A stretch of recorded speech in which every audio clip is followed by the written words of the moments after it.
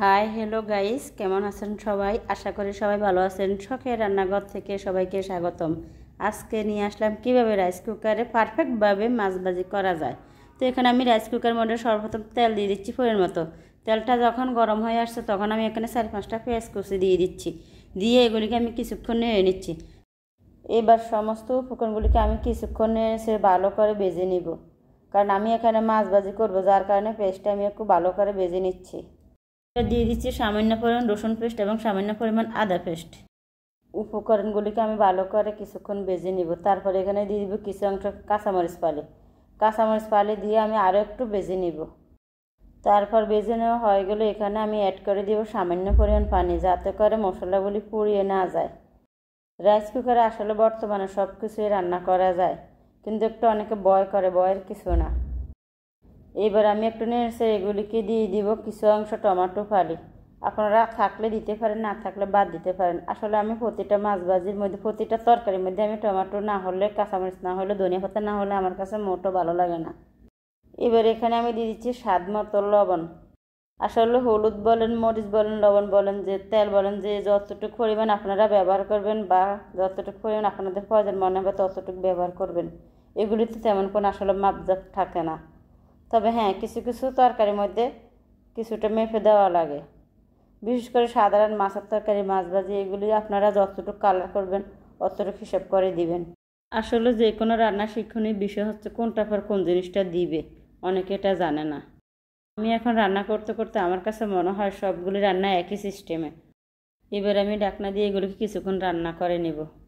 যে কোনো তরকারির ঢাকনা দিয়ে রান্না করলে তাড়াতাড়ি হয় এবং তরকারিটা টেস্টও অন্যরকম আসে। এবার এখানে আমি দিয়ে দিচ্ছি এক এক করে সমস্ত মাছগুলি। দেখুন এখনই কালারটা কত সুন্দর আসছে। রাইস কুকারে আপনারা ফাঁক করে দেখবেন, অনেক টেস্ট লাগে।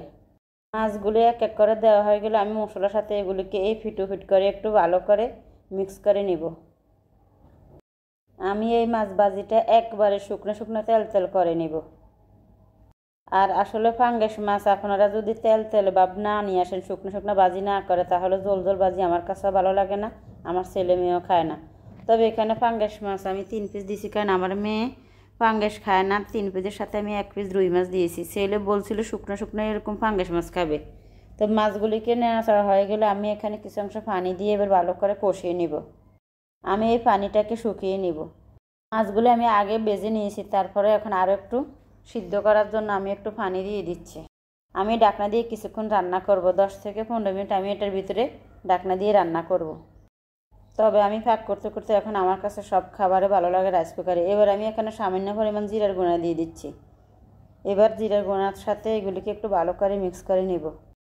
কেন জানি আমি জিরার গুঁড়ি ছাড়া একটু চলতে পারি না। আমার কাছে জিরার গুঁড়ি ফ্লেভারটা এত ভালো লাগে, অসাধারণ, কি বলবো আর। জিরার গুঁড়ির সাথে আমি উপাদানগুলো সমস্ত ভালো করে মিক্স করে নেব। আমি মাছগুলিকে ফিট করে জিরার গুঁড়ির সাথে মিক্স করে নেড়ে দেব। নেড়ে দেওয়া হয়ে গেলে আমি এখানে ঢাকনা দিয়ে কিছুক্ষণ রান্না করে নেব। আমার রান্নাটা প্রায় শেষের পর্যায়ে। এবার আমি এখানে কিছু অংশ ধনিয়া পাতা কুচি দিয়ে দিব, আলাদা একটা ফ্লেভার আসার জন্য। এবার ঢাকনা দিয়ে 5 মিনিট আমি এগুলি রান্না করে নেব। এইগুলো আমার রান্না। এবার আমি পরিবেশন করার জন্য চলে যাব। দেখুন এক এক করে আমি সমস্ত মাছগুলি পরিবেশন করে নিচ্ছি। কেমন হলো আজকে আমার রাইস কুকার রান্নাটা কমেন্ট করে জানাবেন এবং শেয়ার করে দিবেন। দেখুন কত সুন্দর আসছে আমার মাছ ভাজিটা, অসাধারণ দেখতে, অনেক সুস্বাদু লাগবে আশা করি।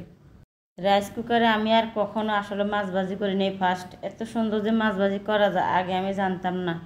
আপনাদের যাদের রাইস কুকার আছে আপনারা এইভাবে চেষ্টা করে দেখবেন। রাইস কুকারে খাওয়া অন্যরকম একটা অসাধারণ লাগে, কি বলবো, অনেক রুচিশীল লাগে রাইস কুকারে ভাত বলেন তরকারি বলেন। আমার কাছে অনেকে রান্না করতে জানে না বলে রাইস কুকার ব্যবহারও করে না। আর রাইস কুকারে রান্না আমার কাছে কষ্ট মনে হয় না, আমার কাছে মনে হয় গ্যাসে চুলায় রান্না কষ্টকর বেশি। কারণ এই চুলায় বসে থাকা লাগে না, গ্যাসে রান্না করলে তো সবসময় কাছাকাছি থাকা লাগে। কারেন্টের চুলা বা রাইস কুকারে আমার কাছে অনেক আরামদায়ক রান্না মনে হয়। তো ভালো থাকেন সবাই, আজকে এই পর্যন্ত, আল্লাহ হাফেজ।